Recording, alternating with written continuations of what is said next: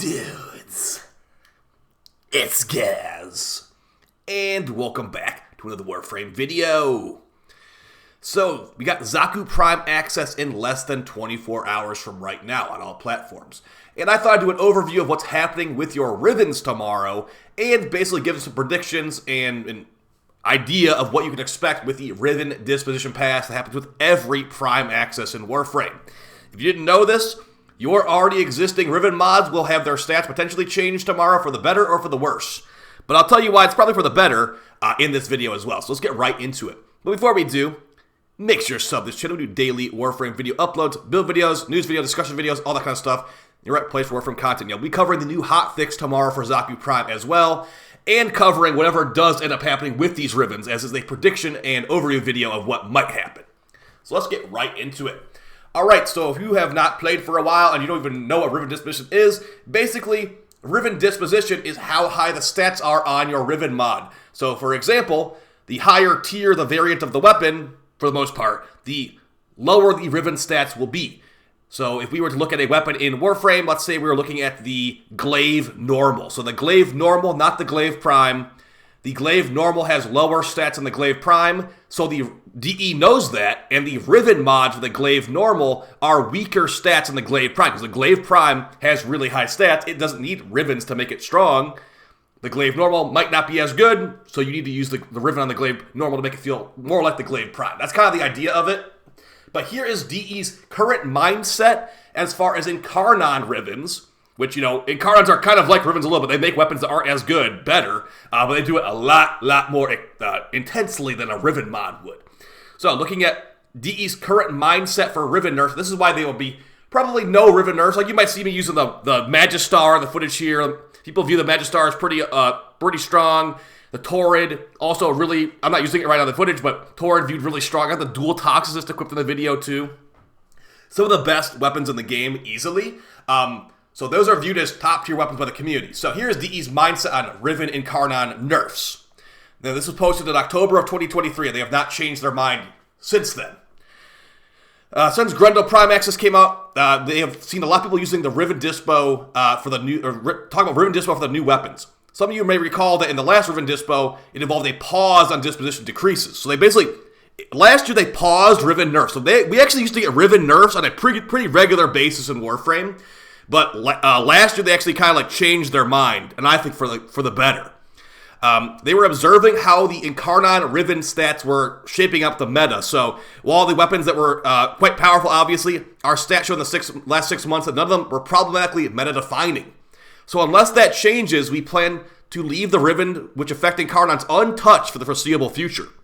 So this was last year. I don't think, to me, I don't think that we've wildly changed the meta in Warframe as far as Incarnons in the last year. I think the Slam builds have definitely gotten more popular, especially with those new Galvanized mods for sure. But yeah, I don't think that the meta is that wildly different. Like, a lot more people using Slam attacks because of the Galvanized mods, and so like, the Magistar is probably more popular than ever. But it's not like the Magistar is the only Slam weapon you can use. You can use a lot of different Slam weapons, and they can all do, like, you know, extremely ridiculous damage. So the Magistar is just like one of the best choices for the Slam attack builds. There's plenty of other choices too. So if they were to nerf Magistar Rivens, we would just use like the Archititron or like the Sibir or like the Sampotes or the Fragor. You know, there's plenty of other options. The Magistar is just one of the best ones. But continuing on with their description here.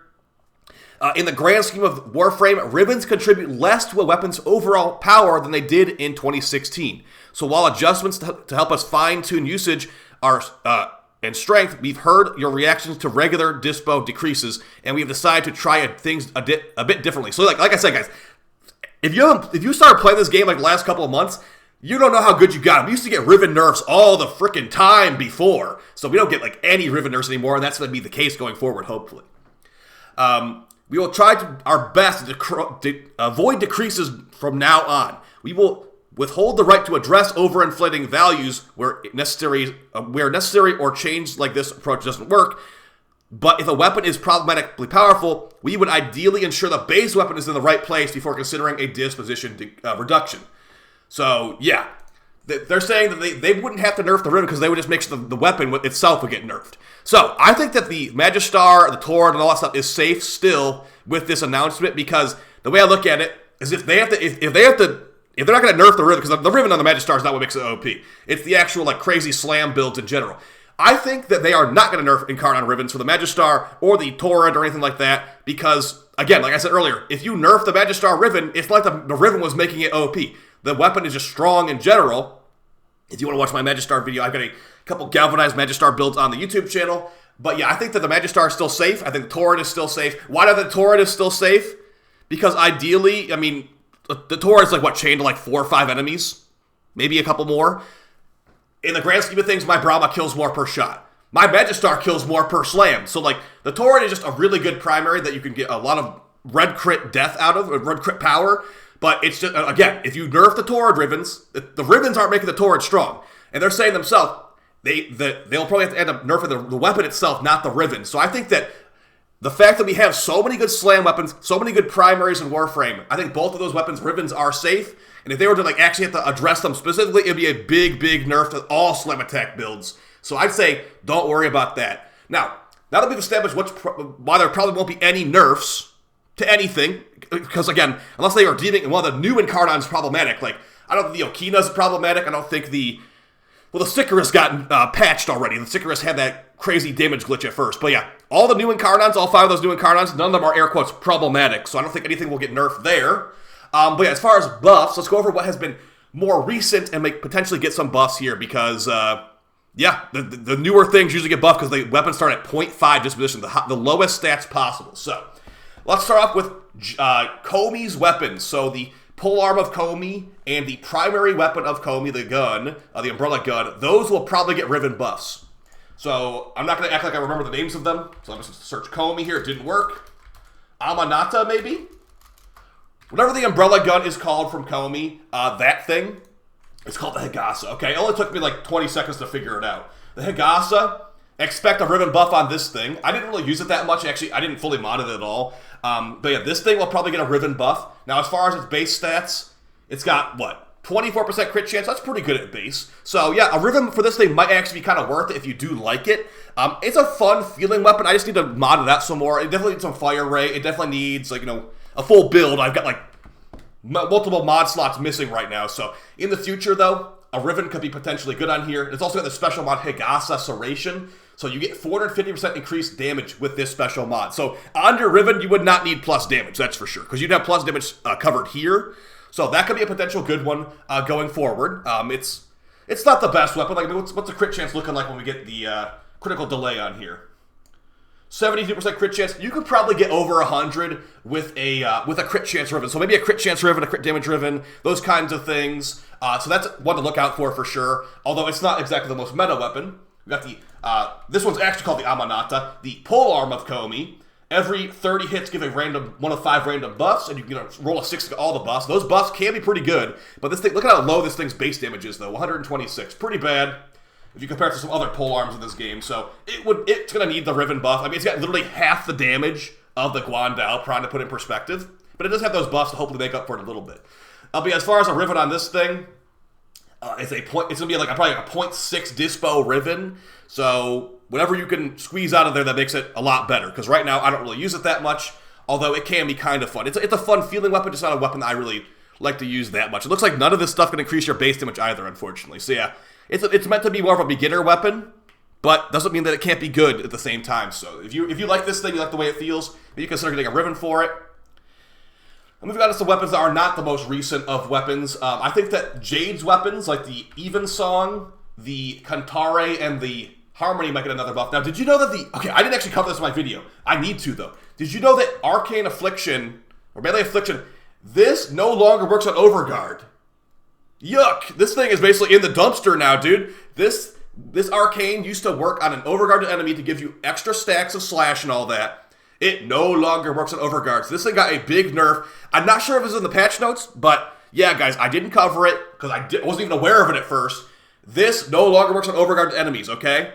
It got massively, massively nerfed on the Harmony, and as far as a new Arcane on the Harmony, yeah, I'll have to think about it a little bit more, but for right now, They nerfed this one pretty hard, so be aware of that. It is no longer as good as it used to be. Maybe Duplicate could work. Maybe Arcane Duplicate could work. But I'm not sure if we might be in orange crit territory, and this only works on yellow crits. So I'd say still keep it equipped for now. But yeah, it does not work on Overguard, so it's a lot worse against Thrax and like Eximus for that matter. So be aware of that. Let's put Lasting Sting back on here too. So yeah, I could see this thing getting buffed, as this thing is basically, you got pretty hardcore nerf by the Affliction change. So all three of these weapons, the Kentare, I know I have a Kentare Riven for some reason. I think these could get buffed. They're not exactly the most exciting weapons, but they could get the job done. So if you like these things, there you go. Potentially another buff for those. If we look at the previous changes they actually made in August with the most recent hotfix changes, they actually did a bunch of little tiny buffs. This is like pretty much what you can expect tomorrow. These kind of little tiny buffs. Like, oh, we buffed the Gotva Prime from 0.65 to 0.7. We buffed the... where's the Vectis on here? The Vectis, they buffed the Vectis like a little bit, from 0.85 to 0.9. So expect like, for generic guns like this, like a little tiny buff. But I want to address the elephant in the room here. Some of these weapons, first off, a lot of them are missing. Like the Velox Prime getting from 0.5 to 0.65, that ain't going to change anything. There are weapons in this game, going off of their words, that even with a God Roll Riven would not even help. And also weapons that get forgotten on these Dispo passes repeatedly. I'm looking at you, Axolotl Prime. How does this thing have a 2-dot Dispo in 2024? I actually don't understand it. And what's funny too, the Axolotl Prime has a special mod called, oh god, what's it, how this, Zazvat Kar. Increased ammo efficiency while airborne. This mod exists, this weapon hardly exists. This thing is terrible, and they never buff the Rivens. It's like an impact-focused status weapon, and it has no Incarnon. So, the elephant in the room is that we have weapons like this that always get passed over and that aren't even good in the first place. So I think the Riven Dispo system is still kind of flawed, but I'm at least glad they're not nerfing things on a regular basis like they were like last year, so... That's basically it for my predictions, guys. I predict that the newest weapons will be buffed because they don't even have the Rivens in the first place. I don't think any Incarnon Rivens will get buffed. Maybe like the Zylok, like the most unused Incarnons ever, like this one right here. The Zylok Incarnon got buffed a little bit here, but the rest of them weren't really Incarnons at all. So yeah, maybe like the really most worthless Incarnon ever will get buffed, but we'll see about that. Either way, expect the Trumna Prime and the Quasis Prime to have the lowest Riven stats possible. And expect none of the Incarnons to get touched due to their own words. So, hope you guys found this video fun and helpful. I'll see you tomorrow with Zaku Prime hotfix and Prime Access farming. And yeah, guys, take it easy. Peace.